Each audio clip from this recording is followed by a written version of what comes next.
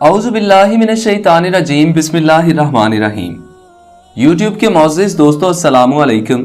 मैं हूं मोहसिन रजा और आप देख रहे हैं उर्दू इन्फो टीवी। अक्सर राह चलते, अखबार पढ़ते और पब्लिक ट्रांसपोर्ट में सफर करते हमें ऐसे इश्तिहारात नजर आते हैं जिनमें जिन्नात और मौक्कलात के जरिए हमारी मुश्किलात और परेशानियों को हल करने के दावे किए जाते हैं।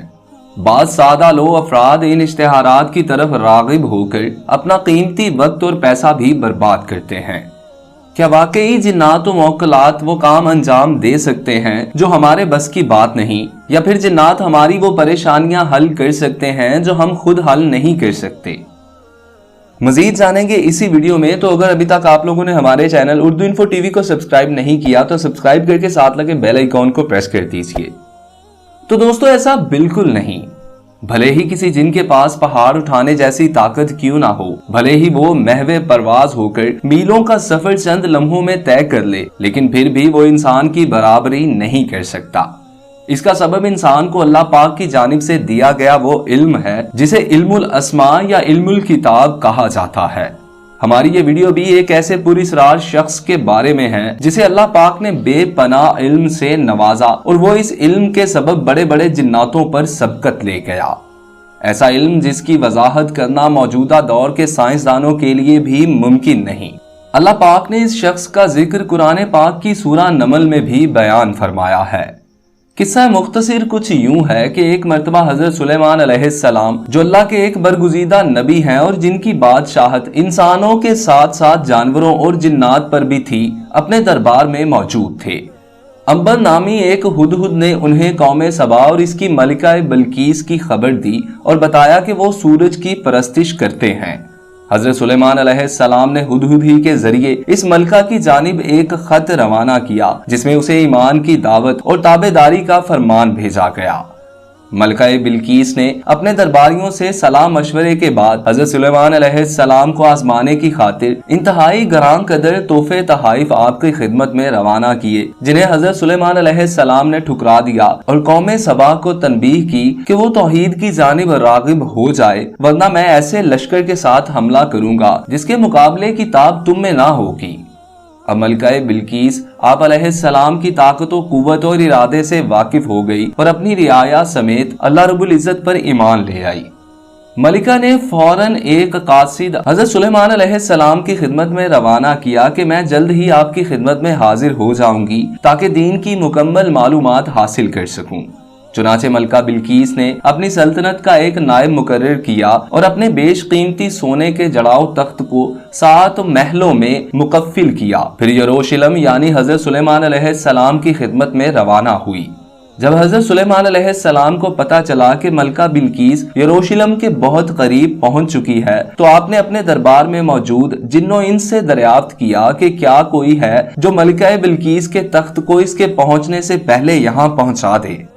ये सुनकर एक ताकतवर सरकश जिन जिसका नाम कूजन था गोया हुआ कि आप मुझे हुक्म दें तो मैं आपका दरबार बर्खास्त होने से कब्ल इस तख्त को यहाँ ला सकता हूँ। मैं तख्त उठाने की सलाहियत रखता हूँ और ईमानतदार भी हूँ।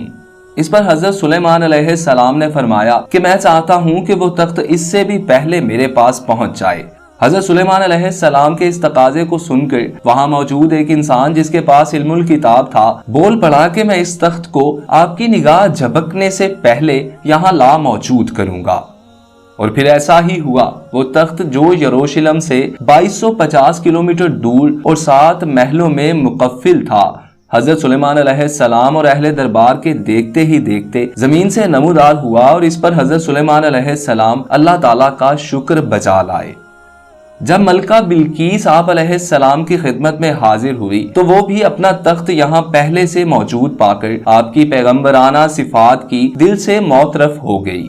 अब आते हैं इस सवाल की तरफ कि मलका बिल्कीस के इस तख्त को लम्हा भर में हाजिर कर देने वाले ये शख्स जिनका जिक्र कुरान पाक में मौजूद है लेकिन इनका नाम मौजूद नहीं, कौन थे? इब्ने अब्बास रजी अल्लाह ताला अन्हो का कौल है कि ये आसिफ थे जो हजरत सुलेमान अलैहिस्सलाम के कातिब थे। इनके बाप का नाम बरखिया था। ये अपने दौर के वलीउल्लाह थे। इसमें आजम जानते थे, एक सच्चे मुसलमान थे और बनी इसराइल में से थे।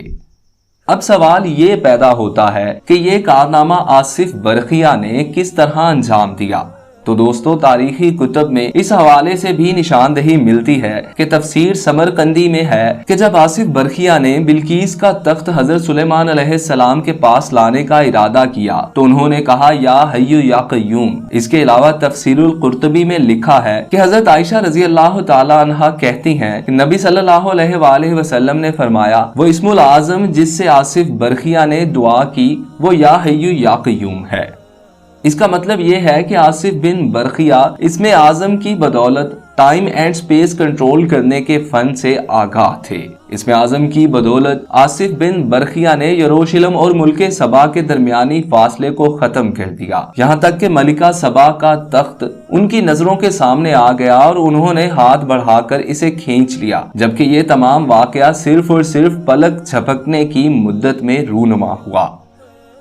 यहूदी रिवायात के मुताबिक आसिफ बिन बरखिया ने सैकड़ों साल उम्र पाई थी, क्योंकि इनका तज़किरा हजरत दाऊद अलैहिस्सलाम और हजरत सुलेमान अलैहिस्सलाम से लेकर हजरत अजीज की किताबों से भी मिलता है।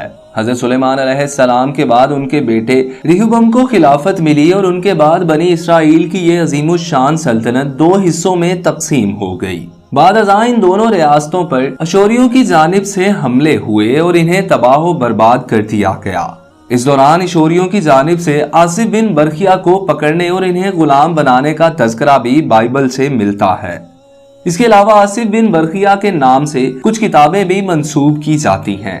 इनमें से एक किताब कुलियात असातीर आसिफ बिन बरखिया जो औरादो वज़ाइफ, इल्मुल आदाद और पुरिसरार उलूम पर मबनी है, जबकि आसिफ बिन बरखिया ने तिब के मौजू पर भी कुछ किताबें तहरीर की हैं। इन किताबों के नुस्खे आज भी ऑक्सफोर्ड समेत यूरोप के बाज़ कुतुब खानों में मौजूद हैं। आसिफ बिन बरखिया का जिक्र यहूदियों की किताब ज़बूर समेत कई सहीफों में नाम के साथ मौजूद है, लेकिन कहीं भी इन्हें हजरत सुलेमान अलैहिस्सलाम का वजीर नहीं लिखा गया, बल्कि हर जगह इनका जिक्र हजो कहने वाले के तौर पर है। यहूदी रिवायात के मुताबिक इनके बाप और बेटे भी यही काम किया करते थे।